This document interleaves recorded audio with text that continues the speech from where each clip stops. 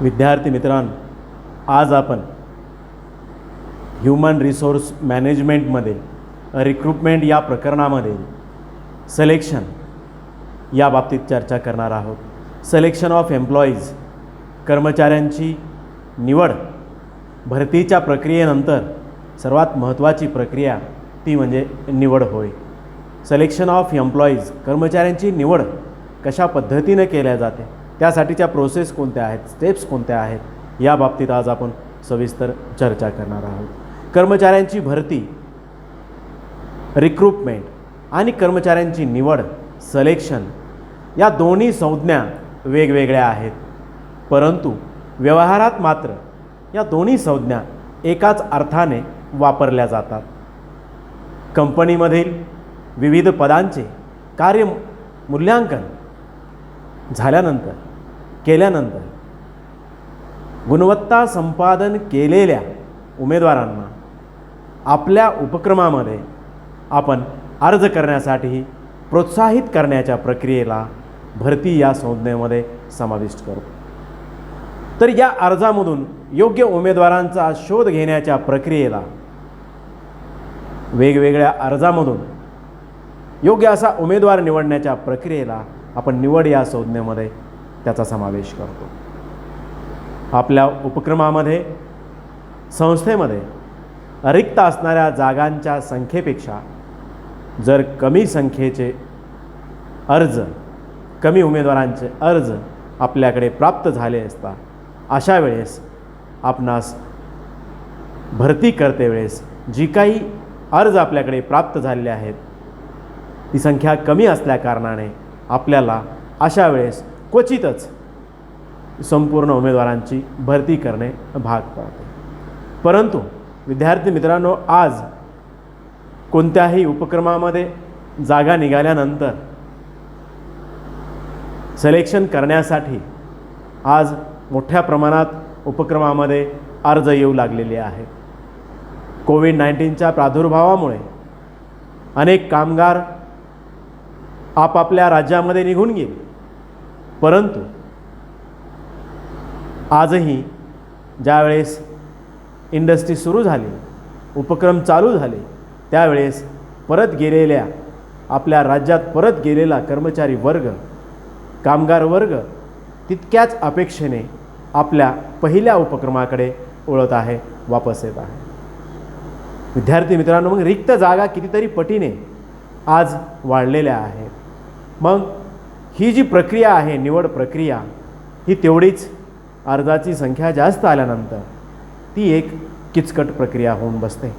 म्हणून निवड प्रक्रियेला सद्यस्थितीमध्ये आपल्या उपक्रमामध्ये अत्यंत असं महत्त्वाचं स्थान आहे। मोठमोठ्या उपक्रमामध्ये भरतीची प्रक्रिया ही सतत चालणारी असते। आजही आपणास सांगावेसे वाटते, निवड करणे, कर्मचाऱ्यांची भरती करणे, त्या कर्मचाऱ्यांना परमनंट करणे इत्यादी बाबतीत निर्णय घेण्याचं काम मानव संसाधन व्यवस्थापन मंडळ, संचालक मंडळ करत असतं।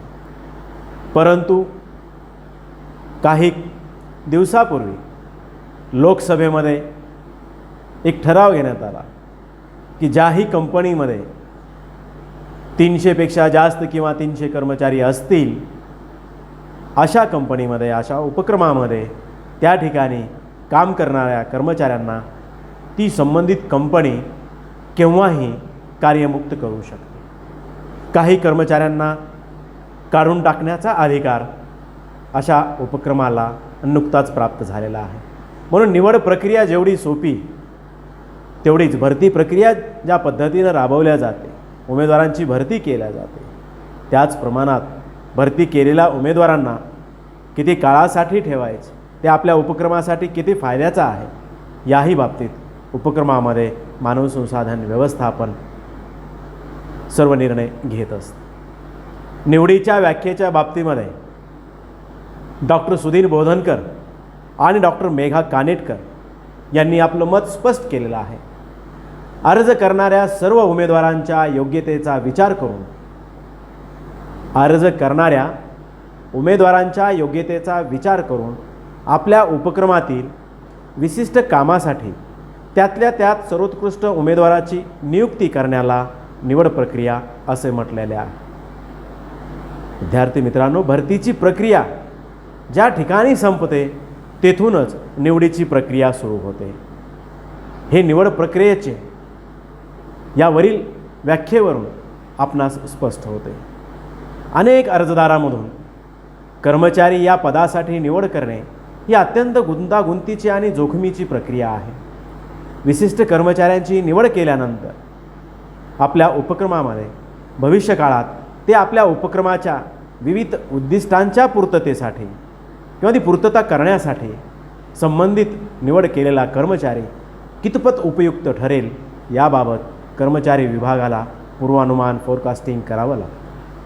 हे पूर्वानुमान किती प्रमाणात अचूक ठरतील याबाबत निवड मंडळाच्या कामगाराचे त्यावर यश अवलंबून असते. सर्व दृष्टीने सुयोग्य आणि कार्यक्षम कर्मचाऱ्यांची नेमणूक करणे हा निवड प्रक्रियेसमोरील सर्वात महत्त्वाचा हेतू असतो. विद्यार्थी मित्रांनो, निवड प्रक्रियेमध्ये मुख्यतः शैक्षणिक पात्रता, त्या उमेदवाराचा अनुभव, त्याची मानसिकता आणि बौद्धिक क्षमता, त्यासोबतच वागणुकीचे स्वरूप, वर्तणूक, माहिती, कौशल्य, त्याच्या अंगी असणारे विविध गुण, निर्णय घेण्याची क्षमता इत्यादी विविध बाबींची माहिती मिळवून संबंधित उमेदवार विशिष्ट कार्यासाठी योग्य आहे किंवा नाही हे ठरविणे हे एक कार्य नसून ती एक कार्याची एक साखळीच आहे. वेगवेगळ्या पायऱ्यामधून निवड प्रक्रिया पूर्ण केली जाते. त्यासाठी अनेक प्रक्रिया राबवल्या जातात. प्रत्येक स्टेपवर विशिष्ट कार्यासाठी उपयुक्त उमेदवाराची निवड करण्याच्या दृष्टीने प्रयत्न केले जातात. निवड ही संस्थेमधील रिक्त जागा भरण्यासाठी अर्जदारांची ओळख आणि नियुक्त करण्याची प्रक्रिया आहे. कर्मचाऱ्यांची निवड ही संस्थेच्या आवश्यकतेची कौशल्य आणि व्यक्तीच्या पात्रतेशी जुळवून घेण्याची प्रक्रिया आहे. निवड प्रक्रिया म्हणजे वर्तमान आणि भविष्यातील नोकरीचे काम करण्यासाठी योग्य पात्रता असलेल्या एखाद्याची निवड करण्याच्या प्रक्रियेस निवड असे म्हणतो. निवड प्रक्रिया म्हणजे वर्तमान किंवा भविष्यातील नोकरीचे काम करण्यासाठी योग्य पात्रता असलेल्या एखाद्याची निवड करण्याच्या प्रक्रियेस निवड असे म्हणतो. स्टोन आपली व्याख्या करताना म्हणतात, नोकरीमध्ये यशस्वी होण्याची अधिक शक्यता असलेल्यांना ओळखण्यासाठी अर्जदारामध्ये फरक करण्याची प्रक्रिया आहे. अर्जदारामध्ये फरक करण्याची प्रक्रिया आहे. क्वालिटी शोधण्याची प्रक्रिया आहे. स्टोनच्या मते नोकरीमध्ये यशस्वी होण्याची अधिक शक्यता असलेल्यांना ओळखण्यासाठी अर्जदारामध्ये फरक करण्याची प्रक्रिया म्हणजेच निवड प्रक्रिया होय. ही एक वैज्ञानिक आणि तांत्रिक निवड प्रक्रिया. उमेदवारांची वैज्ञानिक निवड ही आपण कशा पद्धतीने केली त्यावरती ठरत असते. एखाद्या विशिष्ट नोकरीसाठी उमेदवार निवडण्यासाठी निश्चित केलेला निकष कंपनीनुसार निश्चितच बदलत असतो. म्हणूनच वेगवेगळ्या संघटनांनी अनुसरण केलेली निवड प्रक्रिया बऱ्याच वेळा सर्वात योग्य उमेदवाराची निवड करण्यासाठी वापरली जाते. निवडीची कार्यपद्धती पद्धतशीर असावी जेणेकरून निवडलेल्या उमेदवाराच्या निवडीबद्दल गोंधळ व शंका निर्माण होणार नाही. यामुळे आपल्याकडे जी काही भरती करण्यात येणार आहे ती मात्र निष्पाप पद्धतीने झाली गेली पाहिजे. निवड प्रक्रियेमध्ये विद्यार्थी मित्रांनो जी काही टप्पे आहेत, ज्या प्रोसेस आहेत त्या बाबतीत आज आपण चर्चा करणार आहोत. ती काही मुद्दे मी आपणासमोर मांडणार आहे. मग निवड प्रक्रिया करण्यासाठी भरतीच्या प्रक्रियेमधला हा सर्वात महत्त्वाचा भाग निवड, प्रत्यक्ष निवड करण्यासाठी आपला उपक्रम ही पुढील प्रक्रिया राबवतो. त्यामध्ये सर्वात अगोदर इन्व्हायटिंग ॲप्लिकेशन्स, अर्ज मागवणे. अर्ज मागवणे आपण एखाद्या दैनिकामध्ये, सूचनेमध्ये, जाहिरातीच्या स्वरूपात आपण आपल्याकडे रिक्त असलेल्या जागेसंबंधी जाहिरात करतो. अर्ज करण्यास सांगतो. योग्य उमेदवारांना आपल्या कंपनीकडे आकर्षित करण्यासाठी आपण ही प्रक्रिया राबवत असतो.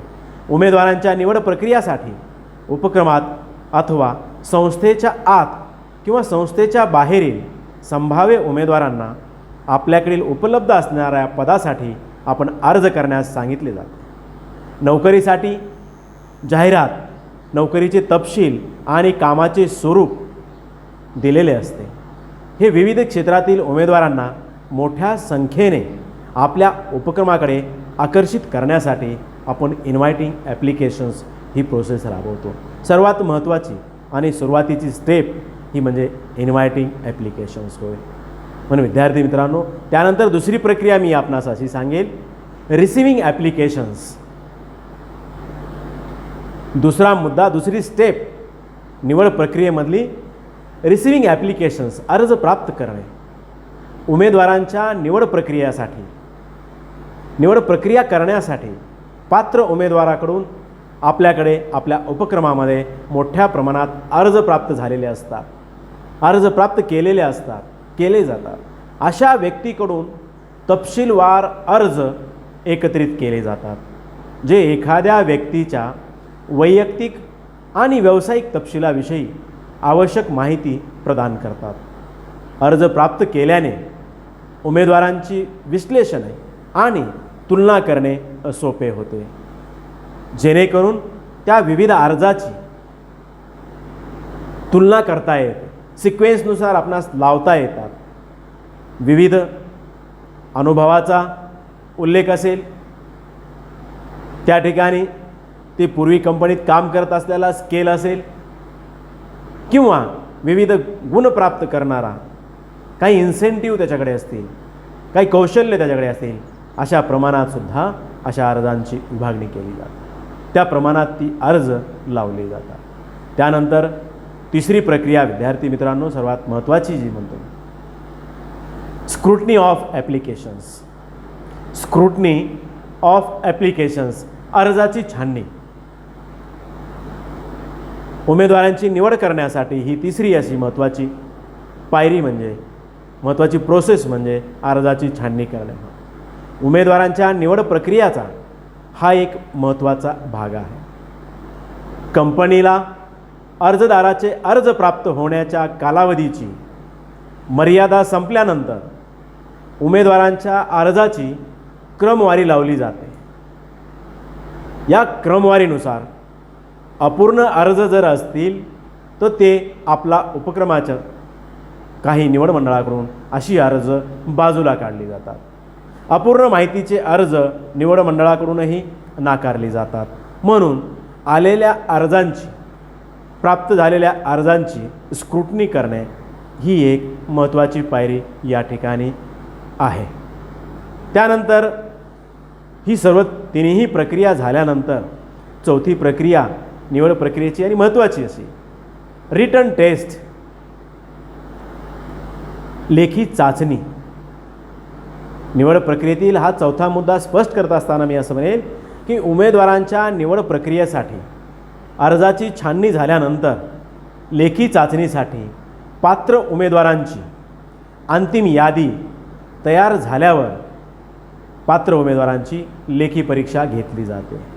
लेखी परीक्षेला पात्र असणाऱ्या उमेदवारांची लेखी परीक्षा घेतली जाते।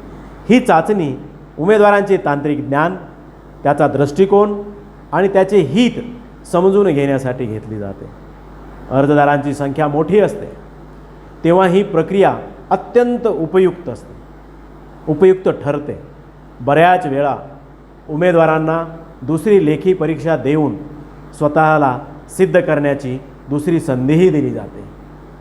कधीकधी विद्यार्थी मित्रांनो, काही वेळेस असंख्य अशा प्रमाणात जर कंपनीकडे आपल्या उपक्रमाकडे अर्ज प्राप्त झाले असतील तर आपण 2 टप्प्यामध्ये म्हणजे प्रायमरी लेखी परीक्षा अशी घेऊ शकतो।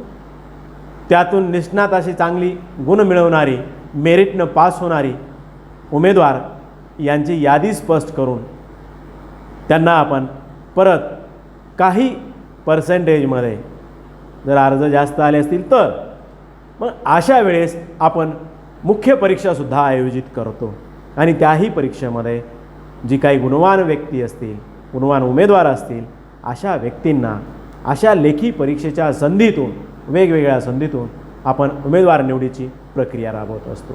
म्हणून लेखी परीक्षेला सुद्धा अनन्यसाधारण असं महत्त्व आपल्या या निवड प्रक्रियेमध्ये आहे. विद्यार्थी मित्रांनो, त्यानंतर महत्त्वाचा टप्पा आहे. लेखी परीक्षेची प्रक्रिया ही निवड प्रक्रियेचा भाग असल्याकारणाने ती राबवल्यानंतर त्याच्या पुढचा टप्पा हे 5वा निवड प्रक्रियेतील टप्पा सायकोलॉजिकल टेस्ट, मानसिक चाचण्या सर्वात महत्त्वाचा भाग असणाऱ्या सायकोलॉजिकल टेस्ट करत असतात. These test are conducted individually and they help for finding out the individual quality and skill of a person. The types of psychological tests are aptitude test, intelligence test, scientific test and personality test. विद्यार्थी मित्रांनो, उमेदवारांच्या निवड प्रक्रियेसाठी या चाचण्या स्वतंत्रपणे घेतल्या जातात आणि त्यात उमेदवार व्यक्तीची वैयक्तिक गुणवत्ता आणि कौशल्य शोधण्यासाठी निश्चितच आपल्या उपक्रमाला मदत होते. मनोवैज्ञानिक चाचण्यांचे अनेक प्रकार आहेत. म्हणजे योग्यता असेल, योग्यतेची चाचणी असेल, त्याचं बौद्धिक कौशल्य असेल, काही कृत्रिम चाचण्या असतील, व्यक्तिमत्व चाचण्या असतील, इत्यादी चाचण्या या उमेदवारांच्या निवडीसाठी या इंटेलिजन्स टेस्टच्या माध्यमातून, सायकोलॉजिकल टेस्टच्या माध्यमातून घेतल्या जातात. हा एक सर्वात महत्त्वाचा असा निवड प्रक्रियेतील टप्पा आहे. त्यानंतरची प्रोसेस विद्यार्थी मित्रांनो, मानसिक चाचणी संबंधित उमेदवाराची तपासल्यानंतर त्यानंतर सर्वात महत्त्वाचा टप्पा संबंधित उमेदवार जो निवड करावयाचा आहे त्यासाठी 6वा मुद्दा मी आपणासमोर ठेवत आहे, वैयक्तिक मुलाखत, पर्सनल इंटरव्ह्यू. उपक्रमामध्ये ज्यावेळेस मोठ्या प्रमाणात अर्ज येतात आणि त्या अर्जानंतर जी प्रक्रिया होते आणि त्यानंतर प्रत्यक्ष उमेदवाराची निवड जवळ येते, त्यावेळेस उमेदवाराची निवड करण्यापूर्वी आपण त्या उमेदवारासाठी पर्सनल इंटरव्ह्यू, वैयक्तिक मुलाखत आपल्या व्यवस्थापन मंडळातील कार्यकुशल व्यवस्थापकाकडून अशा प्रकारची मुलाखत आयोजित केली जाते. या मुलाखतीमध्ये आपल्या कंपनीमधील नावाजलेली व्यक्तिमत्व, विकसनशील कौशल्यप्राप्त व्यवस्थापक, मग यामध्ये आपल्या व्यवस्थापन मंडळाचे काही माजी कर्मचारी असू शकतात, निवृत्त कर्मचारी असू शकतात, परंतु उमेदवारांची निवड करणारं मंडळ हे निश्चितच खूप असं चाणाक्ष पद्धतीनं निवडलेलं असतं. मी यापूर्वीही आपणास सांगितलं की आज मार्केटमध्ये सुशिक्षित बेरोजगारांची संख्या मोठ्या प्रमाणात आहे. त्याच प्रमाणात ते जी बेकारी आहे ती क्वालिटीची सुद्धा काही मोठ्या प्रमाणात बेकारी आहे. इन्फॉर्मेशन टेक्नॉलॉजीच्या काळामध्ये आज सर्वच मुले ही या तंत्रज्ञानानं त्यांची गुणं, विविध कौशल्य प्राप्त केलेली आहेत. मग अशा उमेदवारासोबत त्यांची मुलाखत घेण्यासाठी त्यांच्याच क्वालिटीपेक्षा जास्त असणारा उमेदवार मुलाखत घेण्यासाठी आपल्याकडे मंडळात समाविष्ट असणे आवश्यक आहे.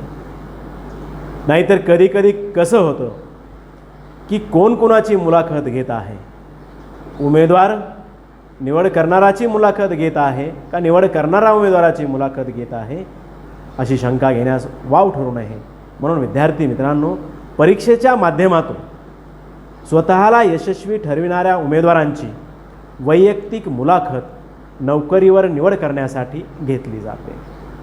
मुलाखत घेणारे वैयक्तिक किंवा एक विशिष्ट पॅनल असू शकतो. यामध्ये सामान्यतः आपल्याच व्यवस्थापनातील संचालक मंडळ असेल, वरिष्ठ व अनुभवी अधिकारी या मंडळामध्ये असतात, या पॅनलमध्ये असतात.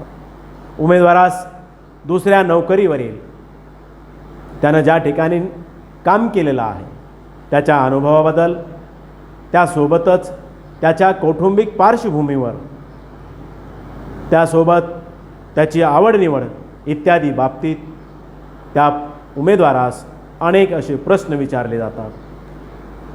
विशिष्ट कौशल्य प्राप्त असलेल्या उमेदवारावर त्याही कौशल्यावर मोठमोठी प्रश्न विचारले जातात. त्यांनी त्या नोकरीच्या अपेक्षेने उमेदवाराने आपणास नोकरी करावयाची आहे त्या अपेक्षेने ज्या पदासाठी त्यानं अर्ज केलेला आहे त्या पदाच्या बाबतीत त्याच्याकडे असणारं कौशल्य, त्याचं सामर्थ्य, त्यानं त्या अपेक्षेचे वर्णनसुद्धा आपल्या मुलाखतीद्वारे व्यक्त केलं पाहिजे.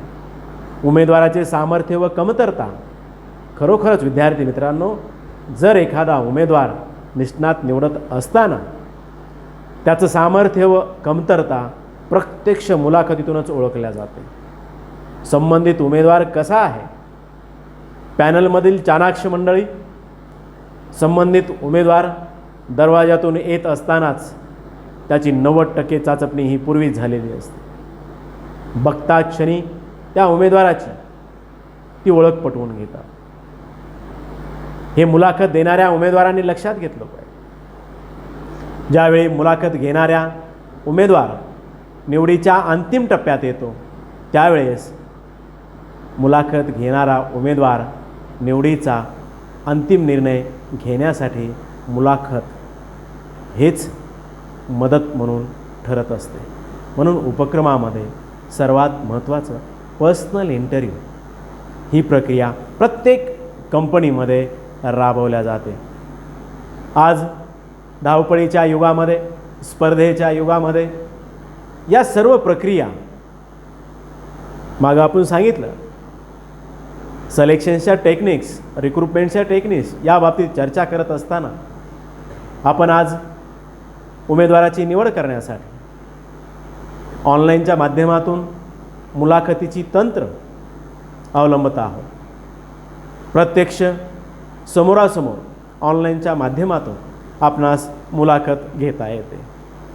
त्यानंतर विद्यार्थी मित्रांनो, मी निवड प्रक्रियेमधील 7वा मुद्दा स्पष्ट करत असताना आपणासमोर तो ठेवत आहे रेफरन्स चेक, संदर्भ तपासणी. रेफरन्स चेक, संदर्भ तपासणी सर्वात महत्त्वाचा हाही मुद्दा आहे. उमेदवाराची प्रत्यक्ष निवड करण्यासाठी महत्त्वाची समजल्या जाणारी generally at least 2 references are asked for by the company from the candidate. सर्वसाधारणपणे कंपनीकडून उमेदवारास कमीत कमी 2 संदर्भ मागितले जातात.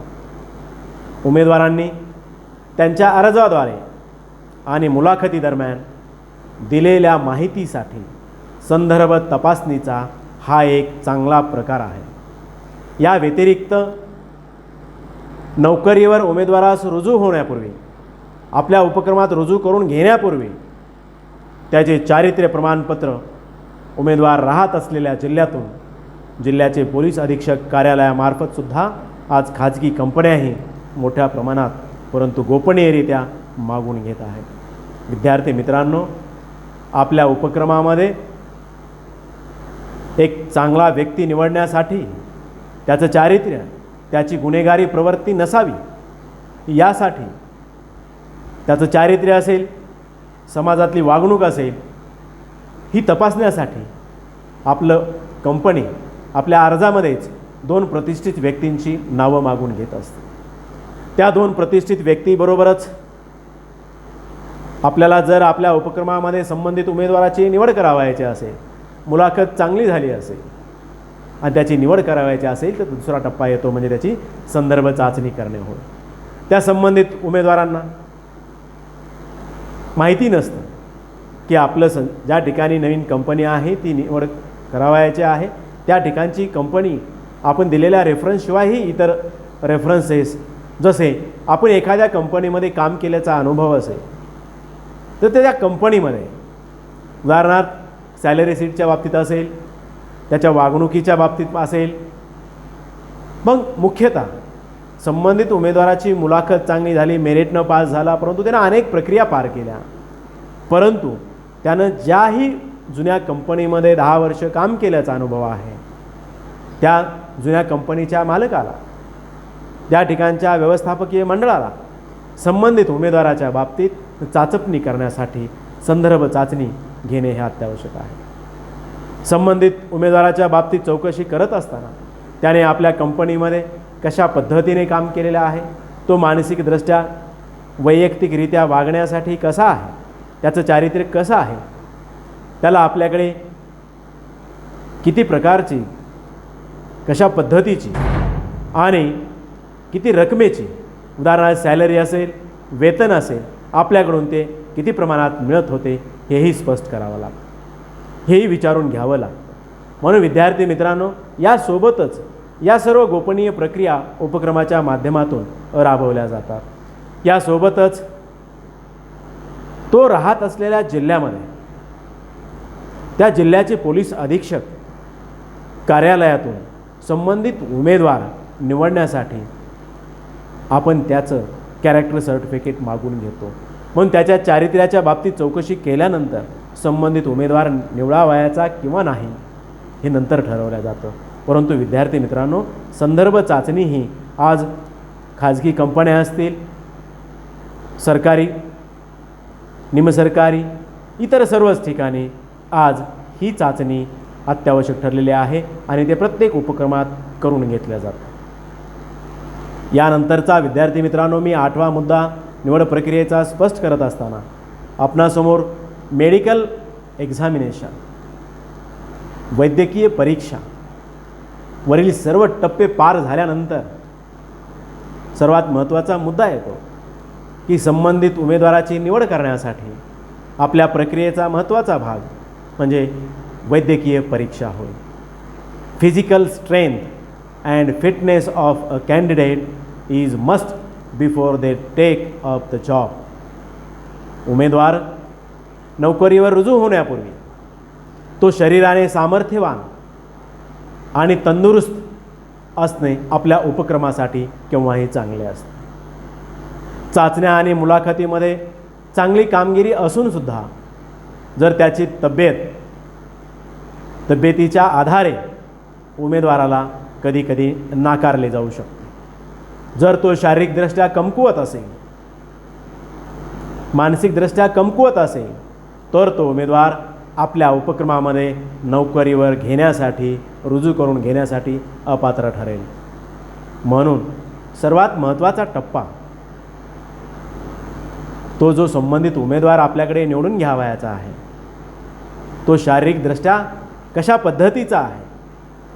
अपंग असेल, अपंगाच्या कोठ्यातील रिक्त जागेवर, परंतु अपंग असूनही त्याच्याकडे जी काही विविध कौशल्य प्राप्त केलेली असतात तीही व्यक्ती काही गुणवान असतात. मग अशा व्यक्तींची निवडही आपण उपक्रमामध्ये करत असतो. निवड शारीरिक व्यंग म्हणजे दुसरं तिसरं काही नसून त्याची चाचपणी करत असताना मानसिक असेल, इतरही काही आजाराने ग्रासलेला असेल तर अशा उमेदवारांनाच आपल्या उपक्रमामध्ये निश्चितच रुजू करून घेणे आपल्या उपक्रमास परवडणारे नसते.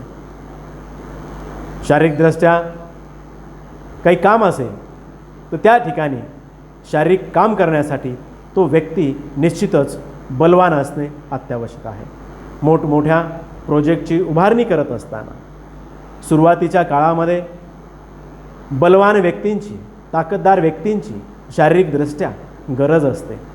जसे एखाद्या उपक्रमामध्ये उदाहरणार्थ काम वर्किंग करत असताना हमालीचे काम असेल, हमालीच्या स्वरूपात पोते वाहून नेण्याचं काम असेल, मग अशा ठिकाणी शरीराने धष्टपुष्ट आणि सुडौल असणारा व्यक्ती त्याची वजं वाहून नेण्याची कुवत 50 किलो 100 किलो ही कॅपॅसिटी या वैद्यकीय चाचणी म्हणून निवड करण्यासाठी आपण ती अवलंबत असतो.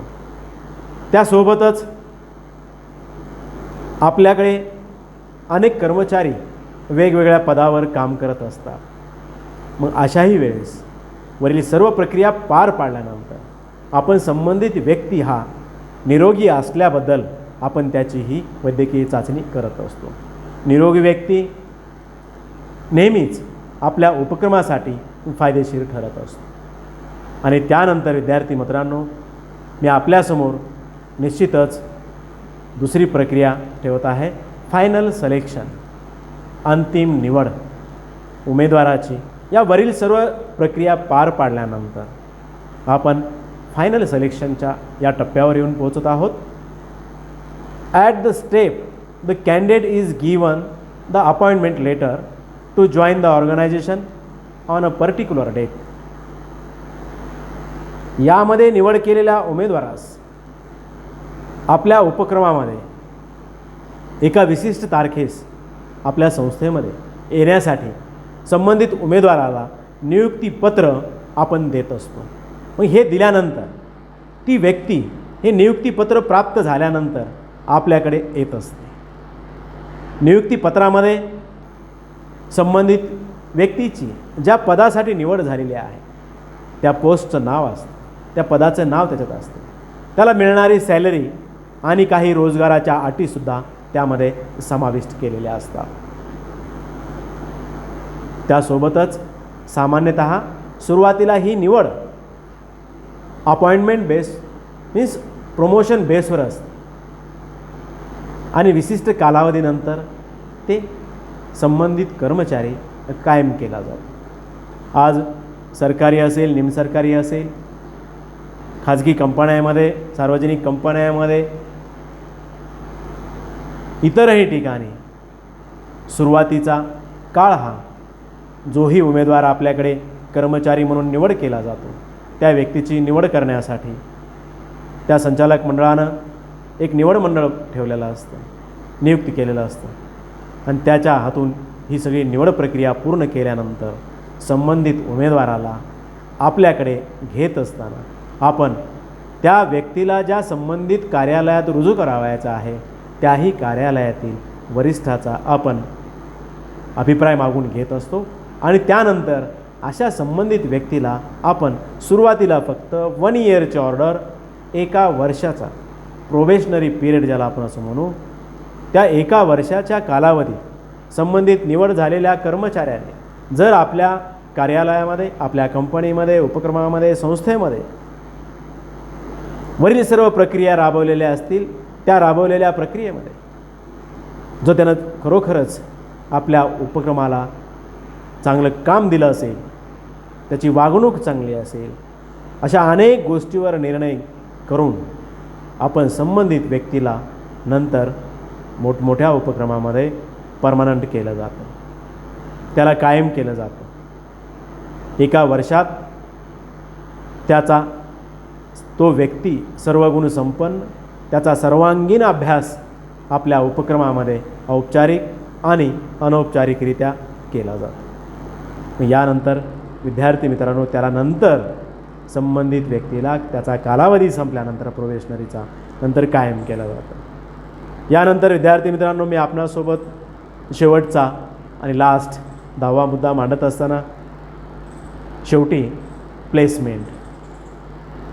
Placement is a final step. This is a final step. ही एक अंतिम पायरी आहे. निवड प्रक्रियेमधील हा शेवटचा भाग आहे. नियुक्त केलेल्या उमेदवाराला योग्य नोकरीचे वाटप केले जाणे जेणेकरून त्यांना नोकरीच्या स्वरूपाबद्दल, त्याच्या जबाबदारीबद्दल संपूर्ण कल्पना या ठिकाणी दिली जाते. ते नोकरीमध्ये, नोकरीच्या कामामध्ये सहभागी होऊ शकतात आणि भविष्यामध्ये सर्व क्षमता आणि सामर्थ्यासह त्याच्या अंगी असलेल्या चांगल्या गुणांचे, कौशल्याचे प्रदर्शन संबंधित उमेदवाराने आपल्या कामातून निश्चितच ते आपणास आपल्या उपक्रमाला दर्शवू शकतात. पण विद्यार्थी मित्रांनो आज आपण या निवड प्रक्रियेतील सर्व टप्पे पाहिल्यानंतर शेवटी आपण प्रत्यक्ष त्या उमेदवाराला ज्या ठिकाणी त्या उमेदवाराचं काम आहे, ज्या कामासाठी भरती करावयाची होती, निवड करावयाची होती, त्या कामावर आपण त्या संबंधित उमेदवारास रुजू करून घेतो. रुजू करून घेण्याची प्रक्रिया सुरुवातीला रुजू करून घेतल्यानंतर त्याला त्याच्या कामाच्या बाबतीत, त्या कामाची जबाबदारी असेल,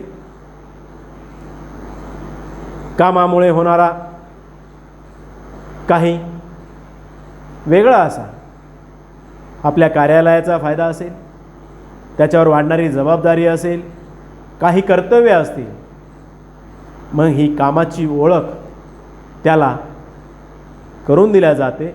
तसेच ज्या कार्यालयात त्याला काम करावायचं आहे त्या कार्यालयातील इतर कंपनीच्या कर्मचाऱ्यासोबत संबंधित नवीन कर्मचाऱ्याची ओळखसुद्धा करून दिल्या जाते. ओळख करून देण्यामागचा उद्देश असा असतो की हा नवीन कर्मचारी आपल्यामध्ये आज समाविष्ट झालेला आहे, तोही आपल्या उपक्रमाचा एक घटकच आहे. त्यांना एखादं काम नवीन असल्याकारणाने त्यांना ते प्रशिक्षित केलं जावं, त्यांना जबाबदारी दिल्याची जाणीव इतरही कर्मचाऱ्या त्या ओळखीच्या निमित्ताने करून दिल्या जाते आणि संबंधित उमेदवाराला त्या आपल्या प्रत्यक्ष कामावर निवड केली जाते. पण विद्यार्थी मित्रांनो, या सर्व वरील स्टेप्स, वरील पायऱ्या निवड करण्यासाठी आज तरी मी मुख्यतः आपल्यासमोर ही 10 मुद्दे ठेवलेले आहेत.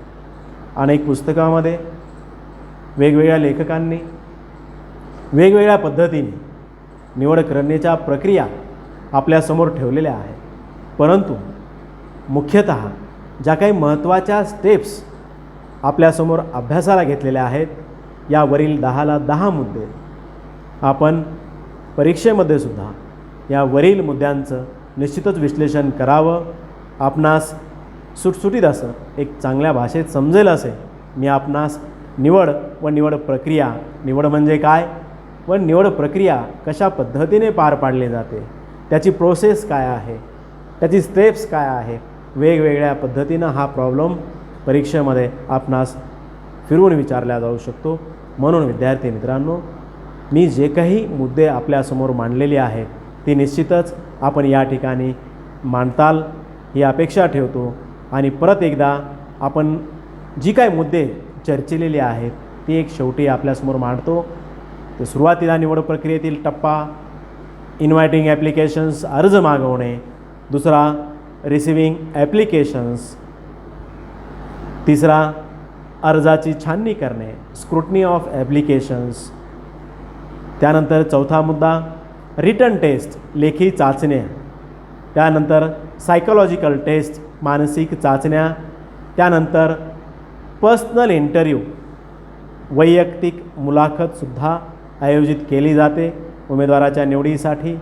त्यानंतर रेफरन्सेस चेक, संदर्भ चाचणी. ही आम्हाला ही वेळ येऊ शकते विद्यार्थी मित्रांनो, हाही निवडीचा महत्त्वाचा भाग आहे. त्यानंतर मेडिकल एक्झामिनेशन, वैद्यकीय परीक्षा उमेदवाराची निवड करण्यासाठी हाही एक महत्त्वाचा भाग असल्याकारणाने आपण नेहमीच निरोगी राहणं अत्यंत गरजेचं आहे. याही वयात आपण निश्चितच निरोगी राहावं, निर्व्यसनी राहावं, सेफ राहावं, सेफ्टी राहावं. कोविड-19 या काळामध्ये आपण घरी बसूनच ऑनलाईनचं शिक्षण घेत आहात. काही अडचण आल्यास निश्चितच मी आपल्याला सांगितलेलं आहे, आपला व्हॉट्सअप ग्रुप असेल, टेलिग्राम ग्रुप असेल, याद्वारे आम्हाला कळवल्या जावं. आणि निश्चितच आपणास चांगल्या पद्धतीचं मटेरियल देण्याचा आम्ही प्रयत्न करत आहोत. त्यानंतर मेडिकल एक्झामिनेशननंतर फायनल सिलेक्शन, 9वा मुद्दा मी आपल्यासमोर मांडला की उमेदवाराची निवड करत असताना फायनल स्टेपला आल्यानंतर त्याही नंतर याही वेळेस एखादा उमेदवार त्याची निवड झाल्यावर सुद्धा जर त्या उमेदवाराला संबंधित कंपनीच्या पदावर नियुक्ती करत असताना त्याला दिली जाणारी सॅलरी किंवा काही अटी असतील, जर त्या मान्य नसतील तर उमेदवार संबंधित कंपनीचं नियुक्तीपत्र नाकारू शकतो. तो त्या कंपनीमध्ये काम करण्यास असमर्थसुद्धा ठरू शकतो.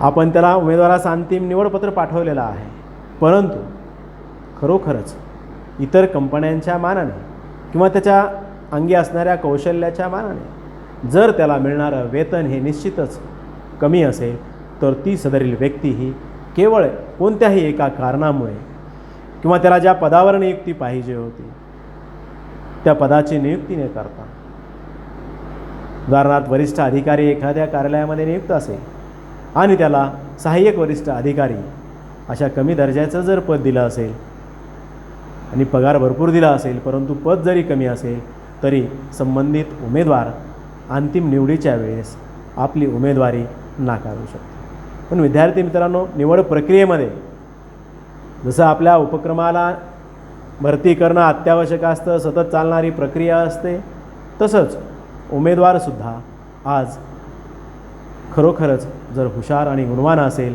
तर तोसुद्धा आपलं स्वामित्व टिकवून असतो. आणि शेवटची स्टेप असते ती म्हणजे प्लेसमेंट. प्रत्यक्ष कार्यालयामध्ये कर्तव्यावर रुजू करून घेतल्यानंतर त्या आपापल्या जबाबदारीने काम करणे. म्हणून यावरील 10 मुद्द्याचं स्पष्टीकरण आपण निश्चितच आपणास समजलं असेल असं समजून या ठिकाणी थांबू. धन्यवाद.